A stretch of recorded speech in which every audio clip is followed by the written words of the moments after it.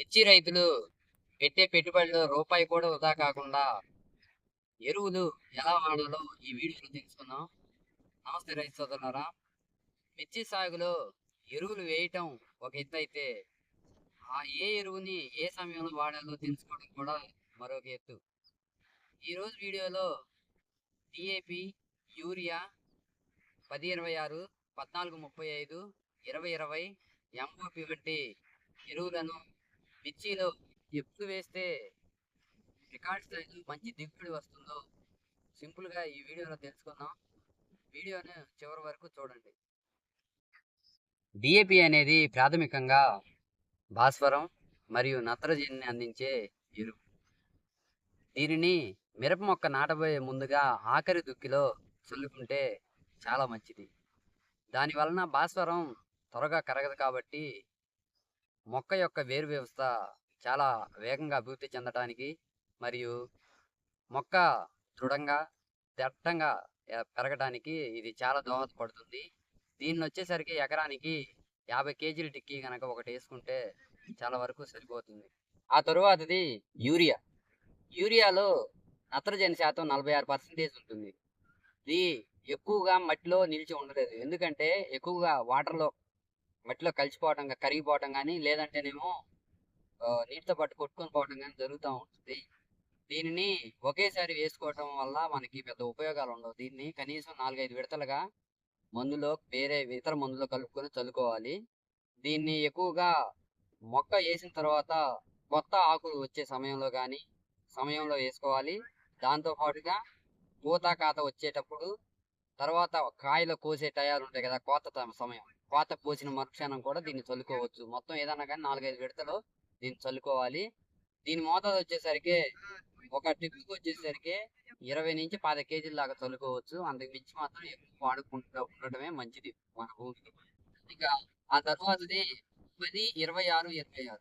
దీనిలో నత్రజని 20% భాస్వరం 26% గాను, పొటాషియం 26% గాను ఉంటుంది.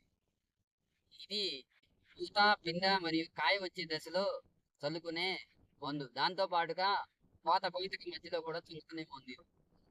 అయితే దీనిలో ఉండే భాస్వరం వలన అధిక పూత రావడం మరియు పూత రాలకుండా నిలబడటానికి భాస్వరం ఎంతగానో సహాయపడుతుంది.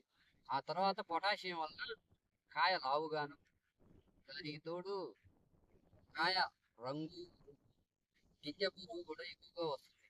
అంతేగాక ఈ వాతావరణం వల్ల వచ్చే తెగులను కూడా తట్టుకోవడానికి చెట్టుకి ఇమ్యూనిటీ పవర్ కూడా ఈ పొటాషియం వల్ల లభిస్తుంది. ఇక దీన్ని ఎకరాకి వచ్చేసరికి 50 కేజీల వరకు వాడుకోవాలి. ఆ తర్వాతది 14-35-14. దీనిలో నత్రజని 14%, భాస్వరం 35%, మళ్ళీ పొటాష్ వచ్చేసరికి 14% ఉంటుంది. దీంట్లో ఉన్న భాస్వరం వలన వేరు ఎక్కువ లోతులోకి ప్లస్ ఎక్కువగా అభివృద్ధి చెందడానికి మొక్క వేరు చాలా బాగా ఇది పనిచేస్తుంది. దాంతో పాటుగా నత్రజని, పొటాష్ తగినంత పాలలో ఉండటం వలన మొక్క గట్టిగా స్టాండర్డ్గా నిలబడటానికి ఈ పచ్చదనాన్ని ఇస్తుంది. ఇక దీన్ని వచ్చేసరికి ఎకరా పొలానికి 50 కేజీల వరకు వాడుకోవచ్చు. ఇక ఆ తర్వాత వచ్చేసరికి 20-20-0-13.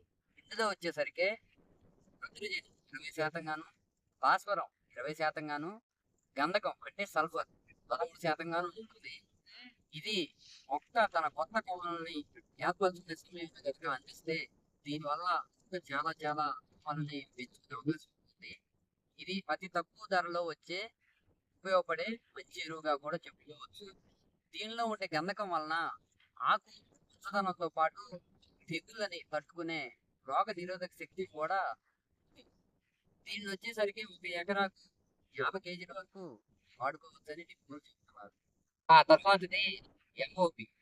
ఇందులో పొటాషియం దాదాపు 20% ఉంటుంది. దీనిని కూడా పూత, పిందె, కాత సమయంలో చల్లుకోవడం చాలా మంచిది.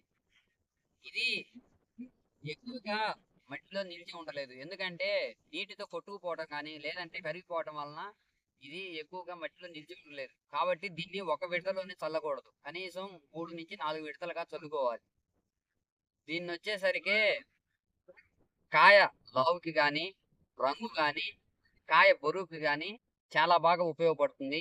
దాంతో పాటు తెగుళ్ళను కూడా ఎదుర్కొనడానికి పొటాషు మొక్కకి ఎంతగానో ఉపయోగపడుతుంది. ఇమ్యూనిటీ పవర్‌ని అందిస్తుంది. అంతే కాకుండా ఇది నీటి ఎద్దడిని మొక్క తట్టుకునేలా కూడా ఇది మొక్కకి చాలా హెల్ప్ అవుతుంది. ఇక దీన్నొచ్చేసరికి ఎకరానికి 40-50 కేజీల వరకు చల్లుకోవచ్చు. అది కూడా 3, 4 విడతలుగా చల్లుకోవాలి. దాంతో పాటు దీన్నెప్పుడు కూడా ఒంటరిగా చిమ్ముకోకూడదు పొలంలో. ఎక్కువ శాతం నత్రజని కలిసిన మందులతో దీన్ని చిమ్ముకోవడం వల్ల ఇది చాలా త్వరగా మట్టిలో కలిసిపోతుంది. మొక్కకి ఎంతగానో ఉపయోగపడుతుంది. మిత్రులారా, ఇప్పటిదాకా నేను చెప్పిన ఈ మందుకాటిలో ప్రెజెంట్ మేము మా పొలాల్లో వాడే విధానం ప్రకారం నేను చెప్పాను. దాంతో పాటుగా కొంతమంది నిపుణుల సహాయం కూడా తీసుకొని నేను చెప్పడం జరుగుతుంది. మీరు ఇదే విధంగా చల్లాలని రూల్ గాని, పద్ధతి గాని ఏమి లేదు. ఎందుకంటే మీ పొలంలోని మట్టిని పరీక్షించుకొని దాంట్లో తగ్గట్టు పోషకాలు ఉన్నాయా? లెవ్వా? అనేది చూసుకొని దాన్ని బట్టి ఈ మందులనే కట్టలనేది మీరు జాగ్రత్తగా వాడుకోవాలని నేను కోరుకుంటున్నాను. దయచేసి ఈ వీడియో గనక మీకు నచ్చితే లైక్ చేసి షేర్ చేయండి. సబ్స్క్రైబ్ చేసుకోవడం మాత్రం మర్చిపోకండి.